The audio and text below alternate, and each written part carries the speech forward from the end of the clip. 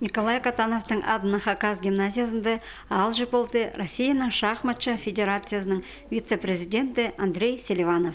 Тоғазықда араласқаныр үгіретшілер гимназияның пазахоза үгіредік деженкінің 5-9 кластағы үріншілері. Прайзы олар шахмат кружогына шүршелер. Амда олардың пілістерін сын оңдайды санақтып балады бұ ойынжы бөзік ұсты Андрей Владимирович.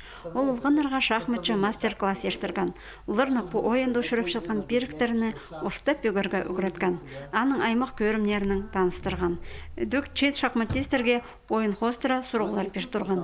Өткен андырған олықтарға вице-президент позының кендезін сыйлан. Мен шахмат кемес ойны болшам.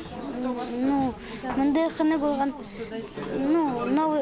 Нане малыр естіп Бішем хади амшүрігі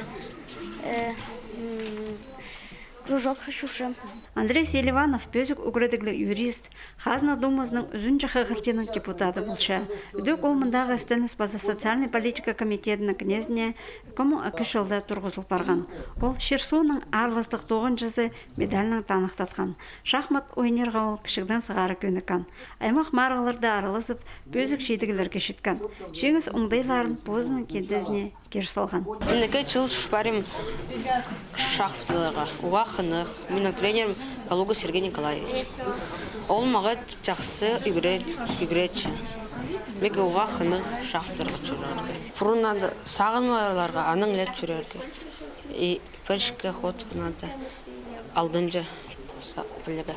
Шапсық алжаны тоғазы шахмат ойнерға қытшатқан ұлғанырға ұға тұзылық болған. Олар амды-мынды алған пілістерін марық тұзында тұзалын тұрарлар.